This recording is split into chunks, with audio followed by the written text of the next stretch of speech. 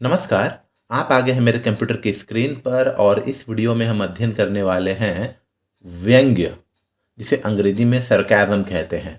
तो व्यंग्य क्या होता है, इसके क्या क्या गुण होने चाहिए, ये किस तरीके से साहित्य में काम करता है और इसके विविध पक्षों पर एक विस्तृत अध्ययन हम इस वीडियो में करने वाले हैं। आप बने रहिए मेरे साथ इस वीडियो के अंत तक और आप पाइएगा कि व्यंग्य, जिसे अंग्रेजी में सरकाज़म कहते हैं, वो आपके लिए बड़ी ही आसान हो चुकी होगी। तो शुरू करते हैं। व्यंग्य की परिभाषा, डेफिनेशन ऑफ सरकाज़म। देखिए, इसके दो डेफिनेशन हम लोग यहाँ पढ़ते हैं। चिढ़ाने अथवा नीचा दिखाने के उद्देश्य से व्यक्त अर्थात एक्सप्रेस किए गए विपरीतार्थ बोधक शब्द या वाक्य। अर्थात जब आप किसी को नीचा दिखाने के लिए या चिढ़ाने के लिए कुछ ऐसे शब्द बोलते हैं जो स्थिति के विपरीत हो। जैसे कोई बहुत ही लेट से आया तो आप कहेंगे अरे बहुत जल्दी आ गए, तो ये है व्यंग्य। इसे आप कटाक्ष भी कह सकते हैं, इसे आप ताना मारना भी कह सकते हैं और इसे आप चुटकी लेना भी कह सकते हैं। दूसरा, अगर साहित्य के संदर्भ में हम लोग इसकी व्याख्या करें तो शब्दों का वह गूढ़ अर्थ अर्थात मुख्य अर्थ जो उसकी व्यंजना शक्ति के द्वारा प्रकट हो। अब यहाँ पर व्यंजना शक्ति क्या है, देखिए, एक पत्नी अपने पति से कहती है रीता 18 की हो गई है, कुछ सोचे हो। तो अब रीता 18 की हो गई है, कुछ सोचे हो, अर्थात इसमें पत्नी अपने पति से ये कहना चाहती है कि हमारी बेटी रीता 18 साल की हो गई है, शादी ब्याह के बारे में कुछ सोच रहे हो। तो उस शक्ति को कहते हैं, जिससे शब्द का स्पष्ट अर्थ हम लोगों तक आता है, उसे कहते हैं व्यंजना शक्ति। व्यंग्य का उदाहरण देखिए, जब वक्ता अर्थात स्पीकर, बोलने वाला, तो जब बोलने वाला अव्यक्त या प्रच्छन्न रूप से, अव्यक्त अर्थात डायरेक्टली वो नहीं बोलेगा या सवाल करने के उद्देश्य से जब अपना आशय प्रकट करता है और कहे हुए बात को प्रसंग से भिन्न अर्थ में व्यंजित करता है, अर्थात जो बात कहना है वह ना कहकर कुछ अलग बात कहता है लेकिन उसी से जुड़ा हुआ होगा, तो उसे हम लोग व्यंग्य कहते हैं। ठीक है। व्यंग्य से वक्ता का सोचा हुआ गूढ़ किंतु कथ्य का विपरीत अर्थ व्यक्त होता है। जैसे एक पत्नी है, वो अपने पति को बाजार भेजती है कि जाओ आलू प्याज टमाटर सब्जी और कुछ खरीदारी करके आ जाओ। तो उसका पति बाजार जाता है और बाजार से लौटने में उसे काफ़ी देर होता है। तब पत्नी पति को फ़ोन करती है और कहती है बाजार से कल तक लौट आओगे ना, अर्थात आज तुम नहीं लौट पाओगे क्या, इतना समय लग गया, कल ही लौटोगे। तो लौटना जल्दी है लेकिन यहाँ बोला जा रहा है कि कल तक लौट आओगे ना। तो जो बोलना है वो नहीं बोलते, घुमा कर बात की जाती है, उसके विपरीत बात की जाती है। ठीक है ना। देखिए, भिन्न प्रसंग से भिन्न अर्थ व्यंजित हो रहा है और इसे ही हम लोग व्यंग्य कहते हैं। दूसरी बात, और आइसक्रीम खा ले गला बिल्कुल ठीक हो जाएगा, अर्थात किसी बच्चे के गले में खराश है या उसे खांसी है और उस पर उसने बहुत सारा आइसक्रीम खा लिया, तो उसके पिताजी क्रोधित होते हुए गुस्से में ये कहते ठीक है और आइसक्रीम खा लो, गला बिल्कुल ठीक हो जाएगा। अर्थात यहाँ देखिए, गला खराब है, ठीक नहीं है, लेकिन जो व्यक्त किया जा रहा है वो प्रसंग से भिन्न या विपरीत व्यक्त किया जा रहा है। इसे कहते हैं व्यंग्य या सरकाज़म। क्या सरकाज़म केवल हिंदी में ही एप्लीकेबल है? तो नहीं। देखिए, व्यंग्य के अंग्रेजी उदाहरण भी आप देख सकते हैं।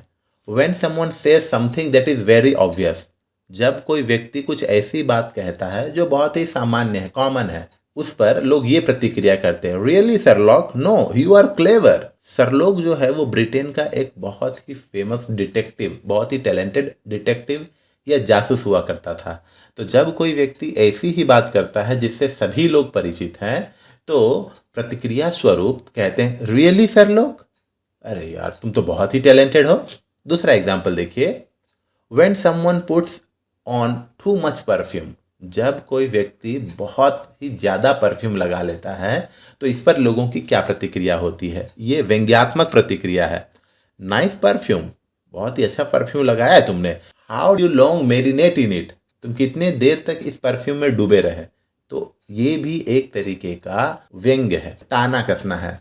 और एक ले लीजिए, when someone does something wrong, जब कोई व्यक्ति कुछ गलत कर देता है, प्रतिक्रिया के रूप में बोलने वाला कहता है वेरी गुड, वेल डन, बहुत अच्छा, तुमने बहुत अच्छा किया।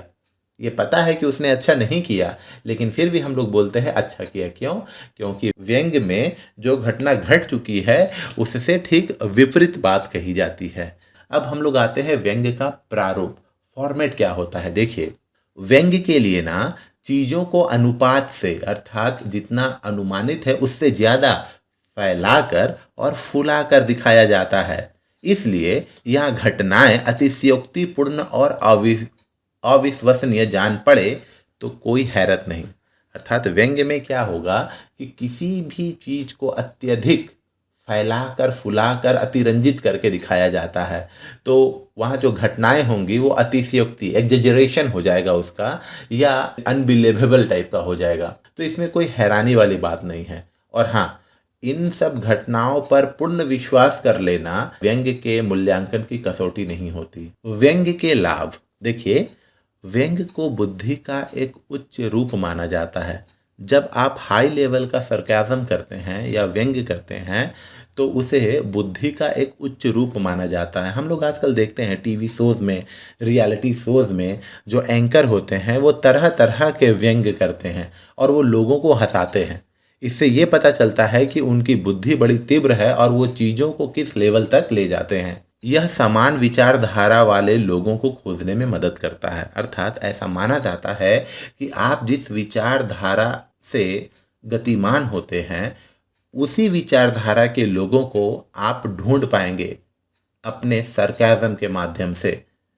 क्योंकि आप जब सरकाज़म में या व्यंग्य में कुछ कहते हैं और सामने वाला भी वो व्यंग्य समझ लेता है और प्रत्युत्तर करता है, तो आप समझ जाते हैं कि नहीं, ये मेरे लेवल का है। तो इस तरीके से आप अपने विचारधारा वाले लोगों को ढूंढ सकते हैं। आपको कठिन परिस्थितियों से बाहर निकालने में मदद करता है। देखिए, आपके और मेरे सभी के जीवन में कुछ ना कुछ कठिन परिस्थितियां आती हैं, और ये जो कठिन परिस्थितियां होती हैं ये हमारे दिमाग को लगती है कि ये कठिन परिस्थितियां हैं, और हमें सिर्फ इतना करना होता है कि हमें अपने दिमाग को ये समझाना पड़ता है, ये सिखाना पड़ता है कि ये कोई कठिन परिस्थिति थी ही नहीं। जैसे आप किसी कंपनी में सपोज काम कर रहे थे और किसी कारणवश आपसे कुछ गलती हुई और कंपनी वालों ने आपको फायर कर दिया या आपको निकाल दिया, तो आप अपने दिमाग को ये कहकर संतुष्टि देंगे, हाँ, मेरे जैसे टैलेंटेड बंदे को रखने की उन लोगों की औकात नहीं थी।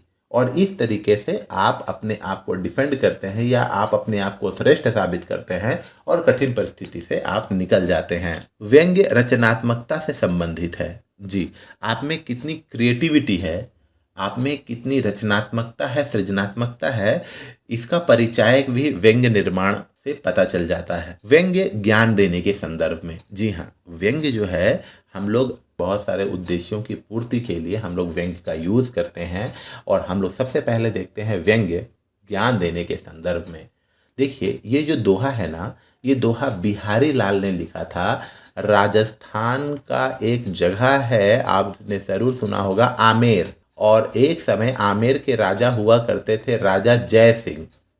और जयसिंह ने क्या किया था, अपनी पहली पत्नी को छोड़कर नवविवाहिता पत्नी से कुछ अत्यधिक ही प्रेम करने लगे थे। वो राजपाट के कामों में ध्यान देना तो बिल्कुल बिल्कुल भूल ही गए थे।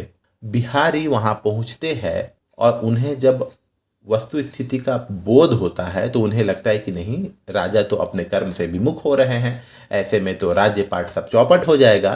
तो उन्होंने यही दोहा लिखा और किसी संतरी के हाथ से या किसी दरबारी के हाथ से वहां तक पहुंचवाया, राजा जयसिंह तक। देखिए, नहीं परागु नहीं मधुर मधु, नहीं विकासु इहि काल, अली कली ही सो बंध्यो, आगे कौन हवाल।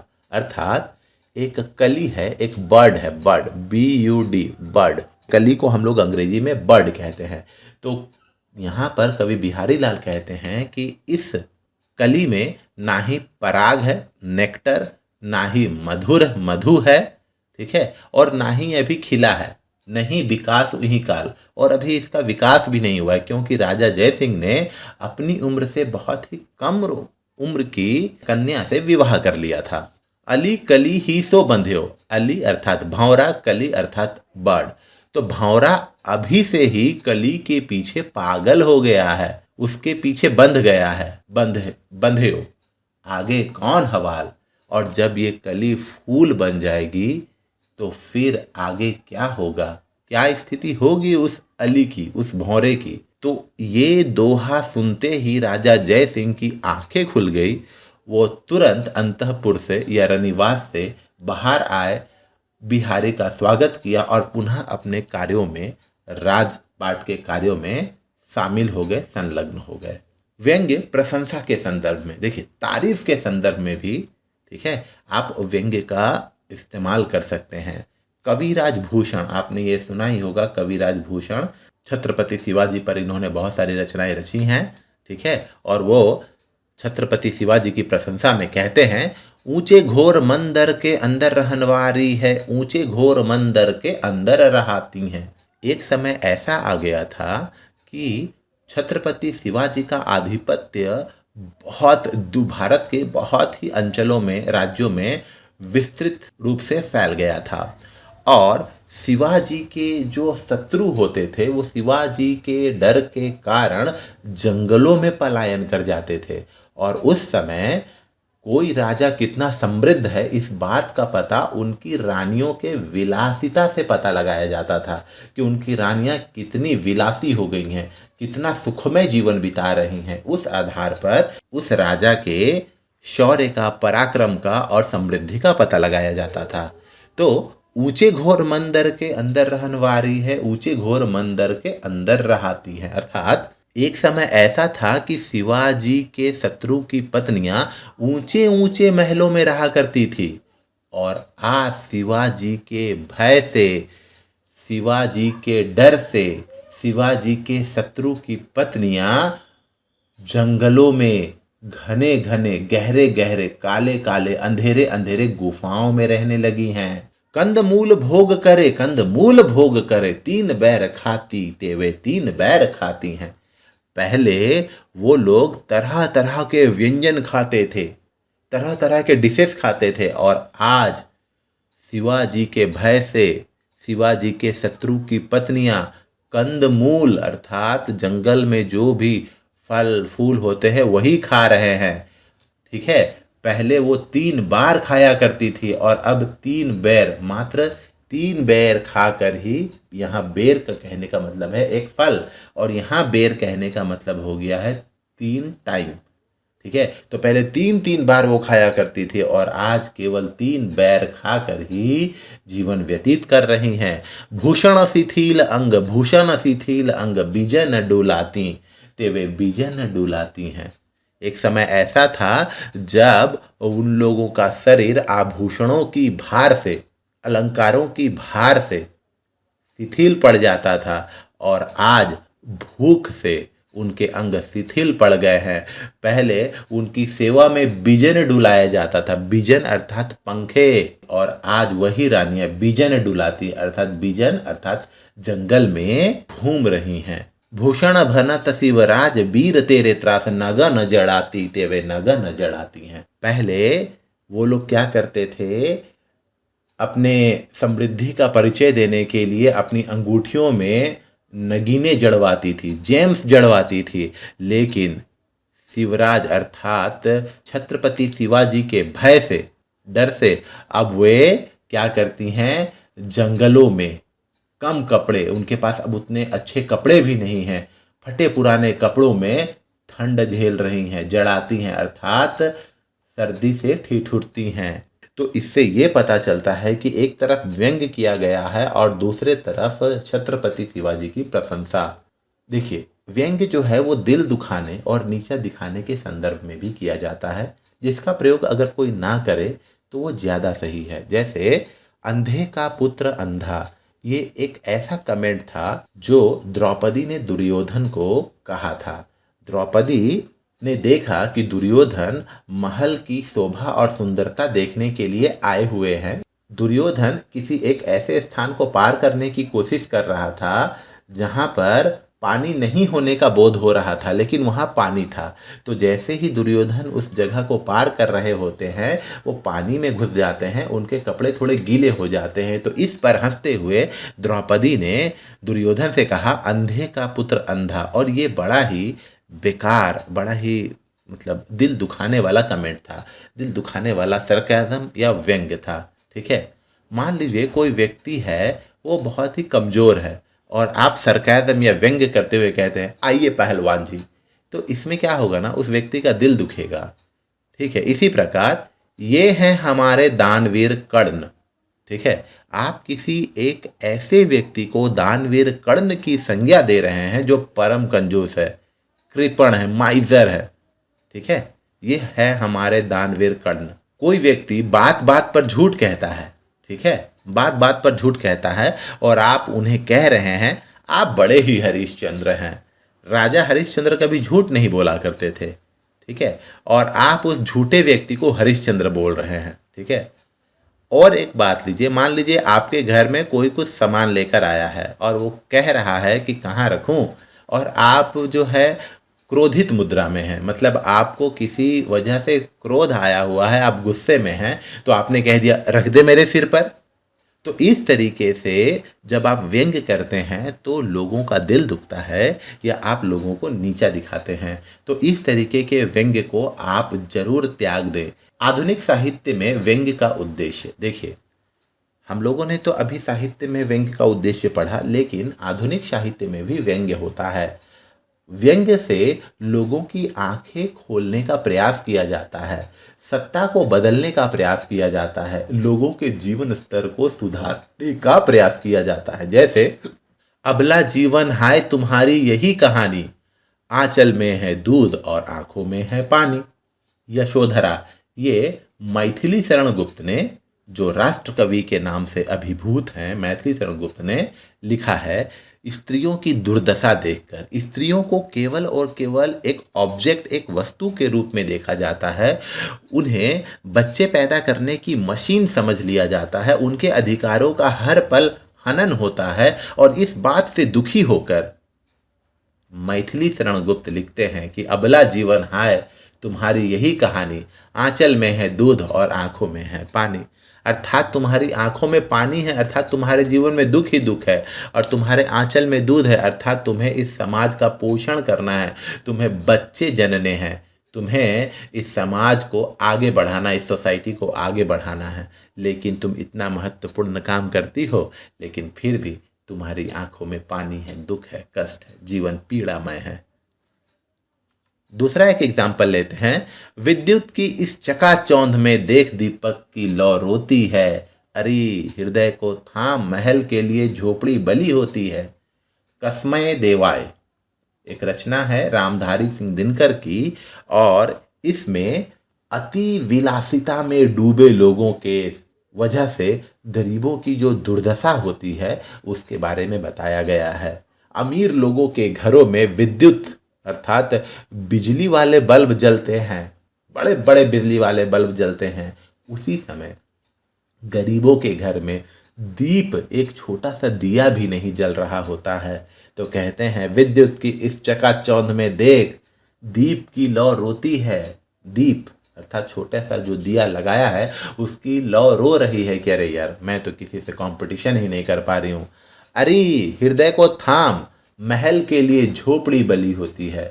महलों में मिलने वाले सुख सुविधाओं के लिए झोपड़ी में रहने वाले लोगों के सुखों का, अधिकारों का हनन होता है, किसानों का हनन होता है, मजदूरों का हनन होता है। और ये कहते हैं रामधारी सिंह दिनकर। अब हम लोग आ जाते हैं हिंदी के प्रसिद्ध व्यंग्यकार कौन कौन है। देखिए, हिंदी के प्रसिद्ध व्यंग्यकार हरिशंकर परसाई हैं, याद रखिएगा, हरिशंकर परसाई। और इनकी बहुत सारी रचनाएं हैं, मैंने केवल 3 रचनाओं को यहाँ कोट किया है। प्रेमचंद के फटे जूते, आंगन में बैंगन और भोला राम का जीव। जब आप इन 3 स्टोरीज को पढ़ेंगे तो आप पाएंगे कि समाज में कितनी अराजकता नहीं फैल गई है। ठीक है, और इन व्यंगों के माध्यम से हरिशंकर परसाई समाज की आंखें खोलना चाहते हैं। दूसरे हैं कृष्णचंद्र, इनका एक बहुत ही इम्पॉर्टेंट चैप्टर है जामुन का पेड़। आप इसको जरूर पढ़िए और आपको पता चलेगा कि सरकारी कामकाजों में किस तरीके से ढिलाई होती है और आम व्यक्ति का जीवन सरकारी कार्यालयों के चक्कर काटते काटते बीतता जाता है। तो उम्मीद करता हूँ कि आपको मेरा ये वीडियो अच्छा लगा होगा। सरकाज़म और व्यंग्य के बारे में आप लोगों को अच्छी खासी जानकारी प्राप्त हो गई होगी। हम लोग मिलेंगे अगली वीडियो में, तब तक के लिए धन्यवाद।